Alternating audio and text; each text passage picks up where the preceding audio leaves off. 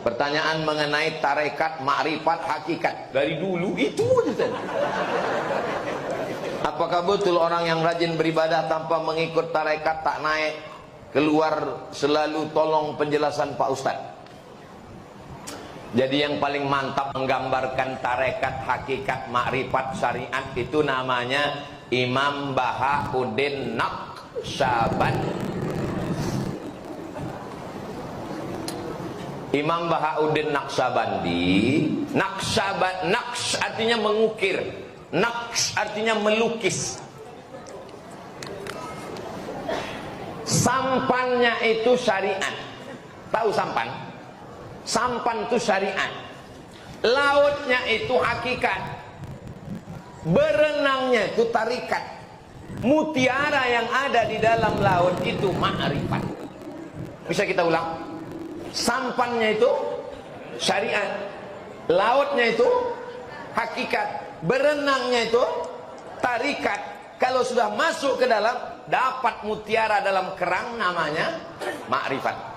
Itulah dia gambaran Imam Bahauddin Naqsyabandi. Nama tarekatnya tarekat Naqsyabandiyah. Ulamanya yang paling besar di Makkah, di Jabal Abi Qubais, namanya Syekh Sulaiman Zuhdi. Syekh Sulaiman Zuhdi punya murid namanya Maulana Ibrahim. Itulah dia di kumpulan Naqsyabandiyah kumpulan.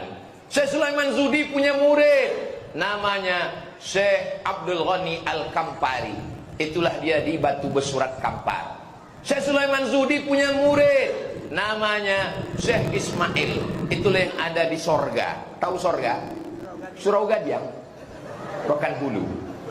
Syekh Sulaiman Zuhdi punya murid namanya Syekh Abdul Wahab. Itulah dia Syekh Abdul Wahab Rokan. Syekh Abdul Wahab Rokan punya cicit. Itulah dia Pak Wakil Bupati Siak, Pak Husni Mirza. Jadi tarekat itu adalah cara mengingat Allah. Nanti kalau sudah caranya dapat, lalu kemudian dia bertemu dengan hakikat, sampailah dia kepada ma'rifat.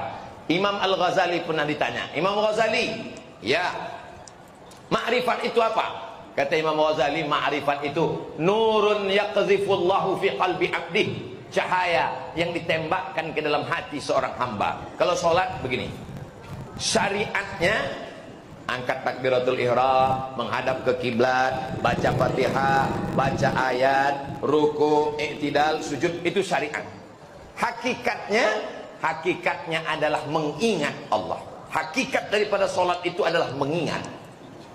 Syariatnya itulah dia.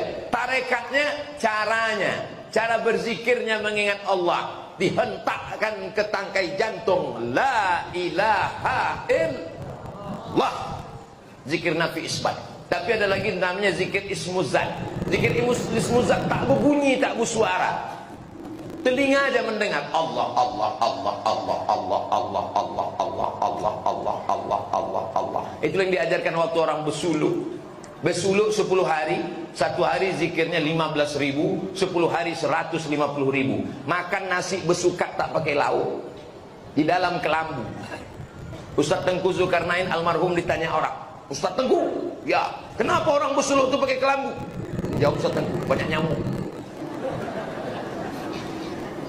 Pakai kelambu petak karena dia merasakan seakan-akan dia dalam liang lahat. Kiri liang lahat, kanan lahat, depan lahat, belakang lahat, atas lahat. Berzikir Allah, Allah, Allah, Allah, Allah, Allah. Menghidupkan kalbunya sampai akhirnya dia ma'rifat. Ma'rifat itu artinya Allah memancarkan cahaya ke dalam hatinya. Berapa lama Imam Al-Ghazali sampai ke maqam ma'rifat itu? 11 tahun berkhalwat. Khalwat bersunyi-sunyi hanya dengan Allah. Jadi jangan nanti ikut bersuluk baru 2 malam balik ke rumah, Ustaz, nampak saya tadi malam bini saya tuh bercahaya badannya. Itu bukan ma'rifat. Dia sedang memeriksa handphone kau.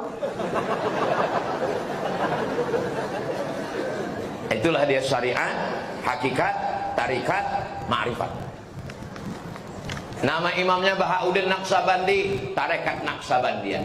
Nama imamnya Abu Hasan Syazili, tarekat Syaziliyah. Nama imamnya Syekh Abdul Karim Samman, tarekat Sammania. Nama tarekatnya, nama imamnya Syekh Abdullah Sattari, tarekat Sattariyah. Jangan laga-laga antar tarekat ini, karena mereka tak pernah berkelahi.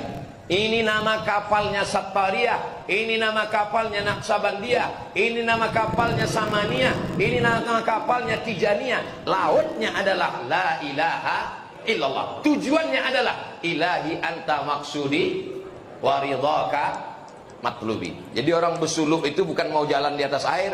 Untuk apa jalan di atas air? Jembatan siap banyak. Orang bersuluk itu bukan mau jadi kebal. Untuk apa kebal? Banyak rompi anti peluru. Orang bersuluk itu bagaimana melekatkan zikir dalam hatinya, maka dia sampai pada puncaknya. Alladzina yadhkurunallaha qiyaman wa qu'udan wa 'ala junubihim. Tegak, duduk, berbaring, berzikir mi Allah. Dalam tangkai jantung Allah, Allah, Allah, Allah, Allah. Di dalam dada ini ada qalbu. Di dalam qalbu ini ada ruh. Di dalam ruh itu ada sir. Sir itulah rahasia Allah yang ditanamkan ke dalam diri manusia. Itulah yang dihidupkan dengan zikir. Ditalkinkan guru ke telinga sebelah kanan. La ilaha illallah. Saya mau bertalkin ke guru Pak Ustaz. Nanti habis hari raya pergi ke Medan. Dari Medan terus ke Langkat sampai Tanjung Pura, sudah jembatan belok ke kiri, pergi ke Besilam. Dulu nama kampung itu Babus Salam. Waktu Syekh Abdul Wahab Rokan dapat tanah itu dari Sultan Musa, Sultan Langkat, Melayu, kata Tuan Sultan, kasihlah nama kampung ini Tuan Guru. Tuan Syekh Abdul Wahab memejamkan matanya, nampaknya pintu Masjidil Haram. Pintu masuk Masjidil Haram itu namanya Babus Salam. Orang Melayu susah nyebut Babus Salam. Kau nak ke mana? Besilam. Sekarang Tuan Guru yang ke-13.